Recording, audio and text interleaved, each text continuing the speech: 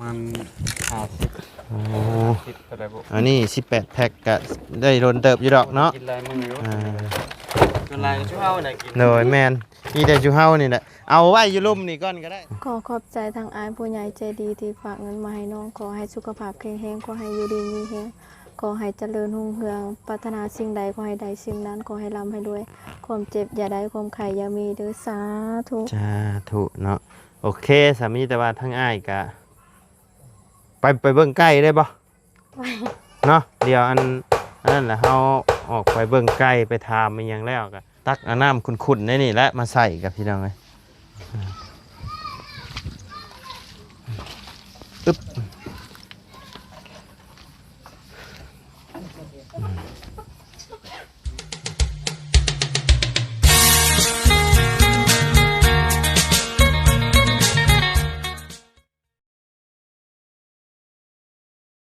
เอามาพี่น้องเลยเมื่อกี้นี่ไปตักน้ำมากินเนาะเมื่อกี้นี่เนาะมาพี่น้องเลยเห็นทั้งน้องเพิ่นไปตักน้ำบาดาลมากินเนาะกับพอดีว่ามีทั้ง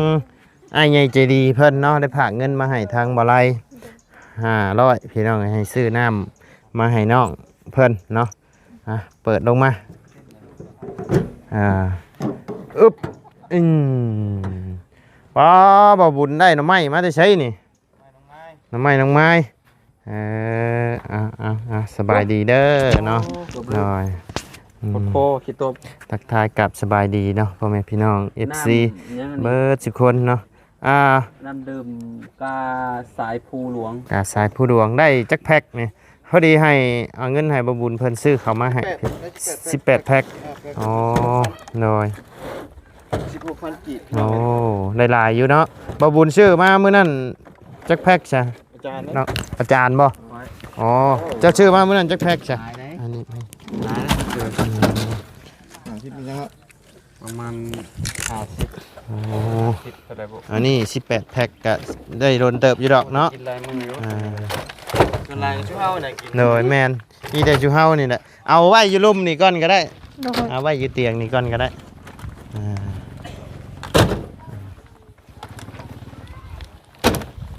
ทางบ่บุญเพิ่นเผาอันเมื่อแน่พี่น้องเลยสิออกไปหาทั้งแม่น้องบิบ่ไปเบิ่งน้อย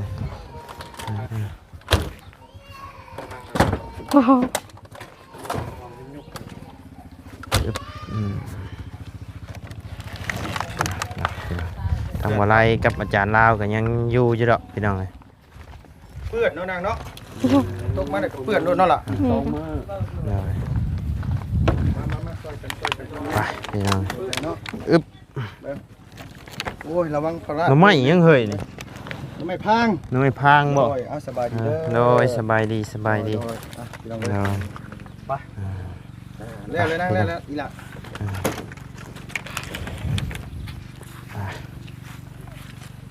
ทั้งบ่บุญกับลุงเฮิมสิออกไปเลยเนาะโดย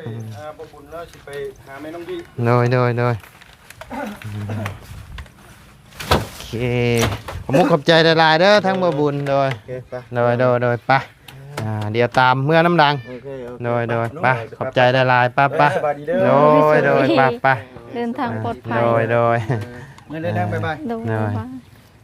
พี่น้องพี่น้องลืมเลยนี่พี่น้องขึ้นรถก่อนชิให้เพิ่นเนาะโดยไปบายโดยเดี๋ยวเบาไล่สิใส่ก่อนพี่น้องเลยมาปิดประตูได้ยินปิดประตูลุง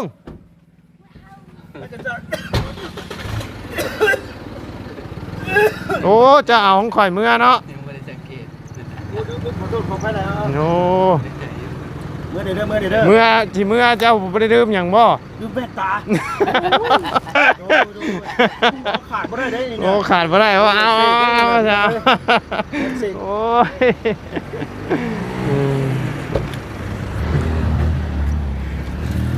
ลืมแว่นตาเราอะใส่อยู่นะยังบ่รู้สึกเลยไปมีแต่คนขึ้นใบเทิงพุ่นละไปโอ้ยเนาะไปพี่น้องเลยเดี๋ยวคนใบขึ้นเทิงใบเทิงพุ่นละ ป้าเป็นนี่ก่อนก็ได้ ฮะซอยกันเด้ซอยกันขนขึ้นมันจังอันนั้น เด็บมันขึ้นไปอยู่เทิงก็ได้ เจ้า เดี๋ยว เจ้า อันยก ครับอยู่เทิงก็ได้จับกล้องให้ข่อยบ่อาจารย์เดี๋ยวข่อยช่อยยก บอกว่าผมไป ฮะ ไป โอ้ใช่อาจารย์เลยเนาะ เป็นอย่างนี้หัวเนาะ ลูกชิดใช่อาจารย์นะพี่น้องเอ้ยใช่เด้ออาจารย์เด้อ เป็นอย่างนี้ ว่าแล้วก็ข่อยยังเป็นหนี้ย่าอยู่ได้นี่เนาะ เป็นอะไร เนอะ จะเป็นหนี้ก่อน ฮะ จะเป็นหนี้ก่อนอะไร เอาข่อยผากจะซื้ออันนี้ตะปูตอกข้อไก่ฮะ ต้องหาพันแล้วก็ จะหาพันเนาะยังแต่ยังมีอีกอยู่บ่ยังมีหนี้มีสินอีกอยู่บ่ ผมมีแล้ว บ่มีบ่คันมีก็บอกได้อาจารย์เอ้ยยันบ่ข่อยลืมหั่นนะ ผมมีเนาะ อ่า จะลืมแต่คนก็ลืมถึงงานเลย ลืมมันชอบบ่ฮู้ซึกจำบ่นะ แต่ตู้เย็นเมียนน่ะตัว โดย ตู้นี้เลยว่าให้สร้างกิน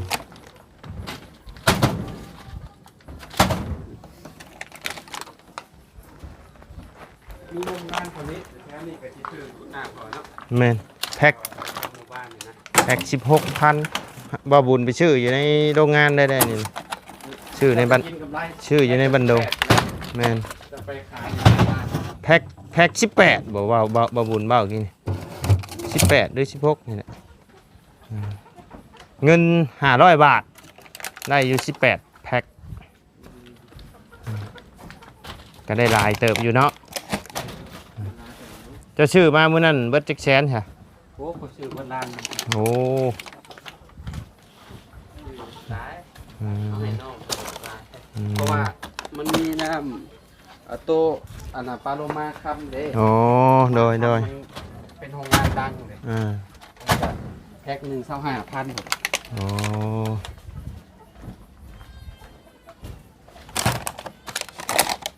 เรียบร้อยบัดนี้โอ้ยังอีกอันหนึงบ่เอาไว้กินบ่ เอาไว้ เอาไว้ให้ เอาไว้นี่ก็ได้ไว้ให้ทางไอ้สร้างเพิ่นเนาะขอบใจหลายๆเด้ออาจารย์เด้อ อ้าวเด้อแม่เด้อสั่งเด้อเด้อ ฮอด ฮ้อนบาด โอ้มาบัดนี้แล้วแหละฮอดอันวงกบแล้วบัดนี้จำมับเด้อ กำลังกินเทคานมัดเล็กอยู่ กำลังมัดเด็กเทคานเนาะโอ้พี่น้องเอ้ยโอ้อันนี้ก็ชื่อมาได้เนาะสังกะสี เรียบร้อย ทอเรียบร้อยเบิดเตรียมมาเบิดเลยพี่น้องเอ้ยอันนี้เป็นตะปูนี่เนาะใส่ตะปูตอกเอาใช้สร้างมาจากคนมานี่3คือเก้าเนาะอืม กินเตย คือเห็นจะชองนึงค่ะอืม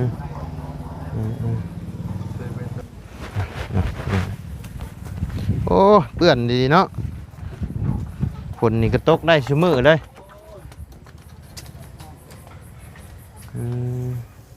แสดงว่าเทคานแล้วนี่ต้องรอได้นี่เนาะต้องรอไหมบ่อืมหรือว่าทั้งบ่บุญเพิ่นซื้อไว้นะบ่ยังบ่เออมื้ออื่นนี่เป็นอะไรก็ให้ได้ไก่เฮาเด้อ เป็นอะไร เพราะว่าอยู่ในตลาดนะครับ มันบางเทื่อเฮามันไปบ่ทันหั้นนะเฮาบ่มีเบอร์เพิ่นสั่งไว้ไปว่าสิเอาเบอร์เพิ่นไว้กับเพิ่นกันเมื่อวันละเพราะว่าเฮาบ่ฮู้จักเพิ่นจะฮู้จักเพิ่นอยู่บ่ซะคนในตลาดนี่ บ่ นี่แต่ว่าเดี๋ยวจังหน่อยเฮาออกไปเบิ่งอยู่หั่นเนาะหาแบบว่าลังเทื่อลูกเมียเราอยู่หั่นนะ โดย ผัวเราอยู่อีหยังกะเฮาสิได้บอกเพิ่นถามราคาอีหยังเลยให้เพิ่นจับไว้ให้เพิ่นจะขายเท่าไรหั่นนะลังเทื่อเพิ่นอยู่ก็มีหั่นนะมีแต่ว่ายันว่าเพิ่นบ่อยู่ยันเพิ่นบ่อยู่เฮาบ่ได้ไปจักเทื่อสิ สิบ่ได้จักเทื่อได้ไก่จ้ะ โดย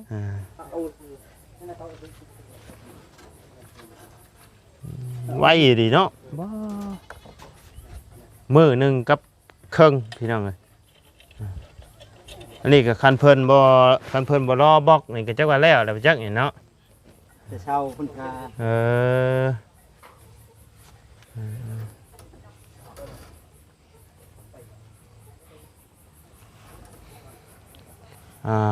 ข้อไก่นี่ก็ มีทาง FC เพิ่นคอมเมนต์มาใส่มาหาอยู่พี่น้องเอ้ยบ่ไรคือบ่เอาอันมุ่งคือบ่เอาตะนางเล็กเพิ่นว่าเนาะมันสิได้ทนเพิ่นว่าก็ในใจก็อยากได้อยู่หั่นแหล้วเนาะเนาะแต่ว่างบเฮานี่แหละพี่น้องเอ้ยเอาตามงบเฮาอันนี้ก็ได้หลายปีอยู่ดอกเนาะได้หลายปีอยู่ดอกได้อยู่ดอกปี2 ปีเนาะเพราะว่ามันบ่ได้ถึกฝนเด้พี่น้องเอ้ยมันอยู่ในข้างในเลยมีแต่หาไม้มาตอกหมองนี้แหละยันอีหยังหมุนเข้าเนาะ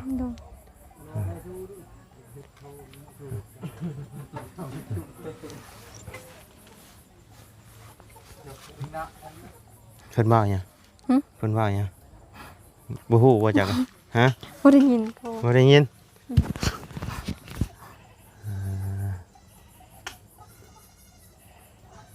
เฮ็ดแล้วแหละยังบ่ได้จ่ายเพิ่นบ่อันค่านี่นะ ยัง ถามเพิ่นนะบ่เพิ่นเอาเท่าไหร่นะ ยังมาถาม ยังบ่ได้ถาม ก็เจ้ายังบ่ทันได้ถามกัน ข้าเจ้ายังบ่ได้ทันได้ถามกัน โดย อืมถามเพิ่นเบิ่งดูเพิ่นเอาเท่าไหร่มีอยู่บ่เงินนำจานะ มีเท่าไหร่เงินนำจาตอนนี้ เซนหนึง ฮะมีอยู่100,000สมมุติว่าเพิ่นอยากได้เป็นล้านนี่จ้ะ โอ้ยบ่ บ่มี บ่ฮอดดอกนั้น บ่ฮอดบ่อืมคิดว่ากะว่าเพิ่นสิเอาจักแสนเนาะ ได้อยู่ประมาณ300,000 300,000 ประมาณนั้น ประมาณนั้น เจ้าคิดเองบ่นี่นะ โอ้ยยังคิดได้ก็มีแล้วล่ะประมาณ5หรือ6พุ่นแหละคิดไว้ต่ำๆแล้วนี่ จะคือว่าแล้วเป็นลุงเจ้าเองเนาะหาทางเทื่อเพิ่นก็ต่างซอยลูกซอยหลานไปนำก็มี แต่ว่ามีแสนเดียวเงินนำยันบ่สิเอาใช้ให้เพิ่นบัดนี้ ติดหนี้ก่อน ติดหนี้ก่อน โดยประมาณให้สนิทกันให้สนิท ติดหนีไว้ก่อนนะเนาะดุงเจ้าของอยู่เนาะมุ่งอันนี้มันกระทนอยู่ได้พ่อแม่พี่น้องเลยเนาะมันบ่แมนมันบ่ได้คือแบบไอ้ตะนางเขียวอะไรคืออยู่ไทยนี่กะเพิ่นเอาเฮ็ดกะเพิ่นก็เฮ็ดอยู่ได้พี่น้องเลยคอกไก่คอกหยังอันนี้นะอันนี้มันก็กันยุงกันหยังได้อีกตัวนี้พี่น้องแต่กสิกันได้บ่หลายดอกบางโตมันก็หมุนเขาได้อยู่เนาะกันยุงกันหยังก็สิได้อยู่ไก่มันก็หายใจโล่งเลยมันเป็นปองอยู่เลยกันในใจก็โยอยากได้ตะนางเล็กแล้วมาอ้อมเนาะหากมันงบเฮานี่แหละพี่น้องเลยคันสิชื่อได้อยู่ตะนางเล็กไก่แบบบ่ได้บัดนี้ ก็เลยจำเป็นต้องเอาแบบนี้พี่น้องเอาตามงบเขานี่แหละมันขาดเขากับชื่อไม่ใช่ไหมเพราะว่ามันกะบริแพงเนาะกิโลละ60กะโอเคอยู่พี่น้องเลยราคาย่อมเยาอยู่เอามามื้อนั้นก็ยังเดืออยู่เนาะยังเดือลายบ่ โดย 3 โลพี่น้องเลยเพิ่นซื้อเพิ่นขายเป็นโลข่อยก็ยังสิซื้อเมื่ออยู่แบบเอาเมื่อไว้ เอามือตัวเรือง บอกว่าจะเอาไว้ใช้เด้อ ตอนนั้นข่อยสิซื้อเมื่อ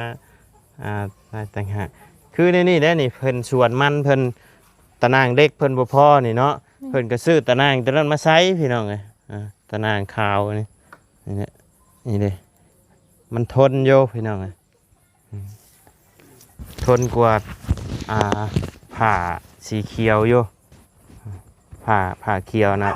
บ่ฮอดปีครับเนาะผุพังเบิดคันถึกฝน ตัว ถึ นี้ กแดด หมดปี ตัวนี้ฮอดอยู่พี่น้องตัวนี้นะ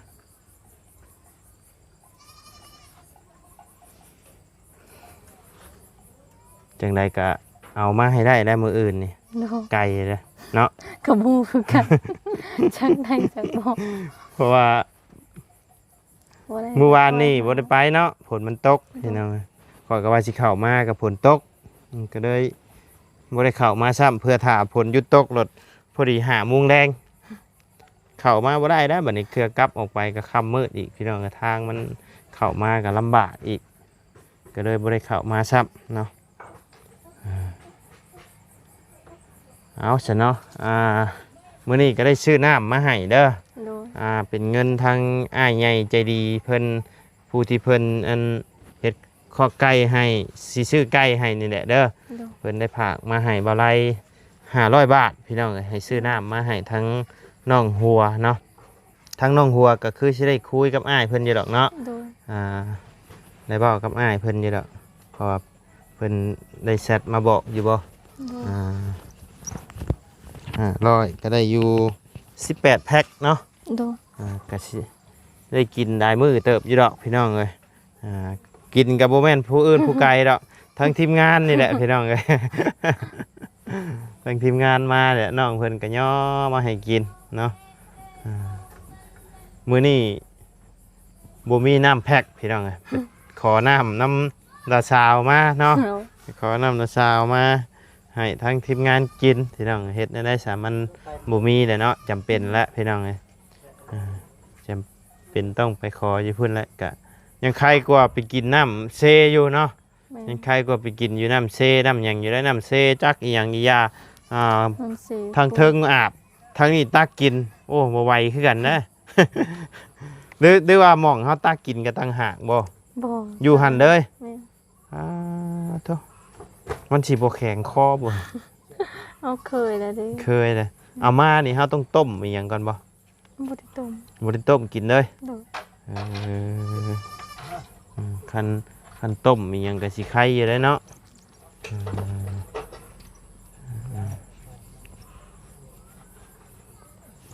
เอาสามีแต่ว่าให้เจ้าขอบบุญขอบคุณทั้งอ้ายเพิ่นนี่เด้อ โดย โดยเอา ขอขอบใจทางอายผู้ใหญ่ใจดีที่ฝากเงินมาให้น้องขอให้สุขภาพแข็งแรงขอให้อยู่ดีมีแรงขอให้เจริญรุ่งเรืองปรารถนาสิ่งใดขอให้ได้สิ่งนั้นขอให้ร่ำให้รวยความเจ็บอย่าได้ความไข่อย่ามีเด้อสาธุ จ้าถูกเนาะโอเคสามีแต่ว่าทั้งอ้ายก็ไปเบิ่งใกล้ได้บ่ ไป เนาะเดี๋ยวอันนั้นแหละเขาออกไปเบิ่งไกลไปทามมันยังแล้วก็เพราะว่าบ่ได้สิกลับเข้ามาอีกนี่ยันมาบ่ได้อีกพี่น้องเลยเพราะว่าตอนนี้ก็สิ3 โมงเลยมันสิค่ำเพื่อกลับไปออกไปนี่ก็ค่ำเลยแหละพี่น้องเลยพอดีแหละเพิ่นมาเนาะเพิ่นก็น่าจะมาแล้วล่ะพี่น้องเลยเพิ่นไปฮูดเข้าวให้ได้ยามนี่เนาะชวนได้อยู่ทางนี้เพิ่นบ่มีให้มีนาเนาะมีแต่เห็ดให้เจ้ามีนาอยู่บ่จ้ะบ่มี โดย มีแต่ให้เนาะ โดย เอาโอเคซะเดี๋ยวจังหน่อยจังชวนน้องเพิ่นออกไปเบิ่งไก่เนาะพี่น้องเอ้ยมีหมู่ออกอยู่บ่ บ่มี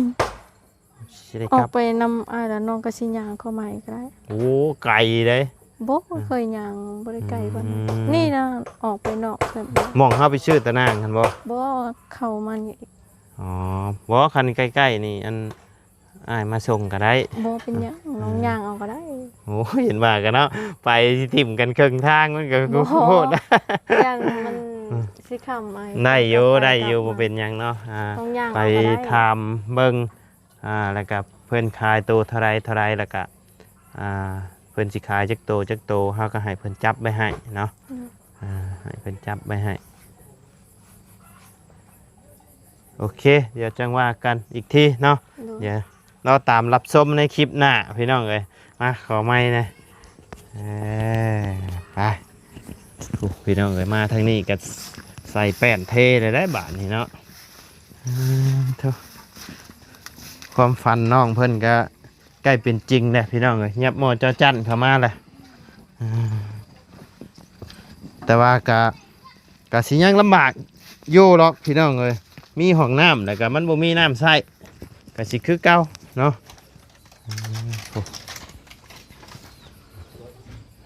ตักเอาน้ำขุ่นๆนี่แหละมาใส่กับพี่น้องเลย อึ๊บ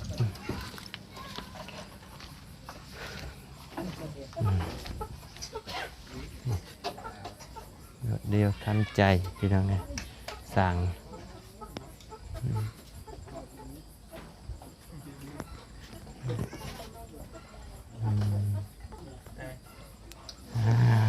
ไปซะเนาะพี่น้องเลยสำหรับคลิปนี้ทางมาได้ก็จะได้ขอจบคลิปก่อนพี่น้องเลยขอจบคลิปปิดคลิปลงไปเพียงสำนีก่อนเนาะพี่น้องเลยหนีบไหมเอาก่อนอื่นกะทางมาได้กะในน้ำตั้งหน้าที่เป็นสะพานบุญให้ทางอ้ายมาโดยตลอดเนาะก็ต้องขอบบุญขอบคุณทางอ้ายได้ๆเด้อเนาะที่ไว้วางใจให้ทางบ่ไลเป็นสะพานบุญให้เนาะทางบ่ไลก็สิพยายามเฮ็ดให้ดีที่สุดเท่าที่สิเฮ็ดได้เนาะก็ต้องขอบบุญขอบคุณทางอ้ายได้ๆเด้อเนาะขอให้อ้ายอยู่ดีมีแฮงความเจ็บบ่ให้ได้ความไข้บ่ให้มีเด้อปรารถนาสิ่งใดก็ขอให้ได้สมความมุ่งมั่นดังปรารถนาเนาะบ่ว่าสิเฮ็ดธุรกิจการงานหยังก็ขอให้เฮงๆปังๆร่ำๆรวยๆตลอดปีและตลอดไปเด้ออ้ายเด้อบ่ว่าสิขึ้นเหนือลงใต้ก็ขอให้ตลอดปลอดภัยเนาะและที่สำคัญก็คือขอให้สุขภาพร่างกายแข็งแรงพร้อมครอบพร้อมครัวเด้ออ้ายเด้อสาธุเนาะไปพี่น้องเอ้ยสำหรับคลิปนี้ทางบ่ไลก็สิได้ออกไปเบิ่งไก่ก่อนเนาะเพราะว่ามาเมื่อวานนี่ทั้งน้องเพิ่นว่าย่านเจ้าของเพิ่นบ่อยู่เนาะหายากแน่พี่น้องเอ้ยไก่ทั้งนี้ก็บ่คือเขตแถวบ้านเนาะเขตแถวบ้านนี่เพิ่นเลี้ยงไก่หลายอยู่พี่น้องเอ้ยแต่เขตนี่บ่ค่อยปานใดเนาะเพิ่นเลี้ยงไก่บ่หลายพี่น้องเอ้ยมีเฮือนละ7-8 โต 4-5 โตจังซี่นะพี่น้องเอ้ย10ปลายโตจังซี่บางคนเพิ่นก็บ่อยากขายเนาะคันบ่จำเป็นเพิ่นก็บ่ขายนะไปชาวพี่น้องก็พบเจอกันในคลิปหน้าเด้อสำหรับคลิปนี้ไปแล้วพี่น้องสบายดีเด้อเนาะ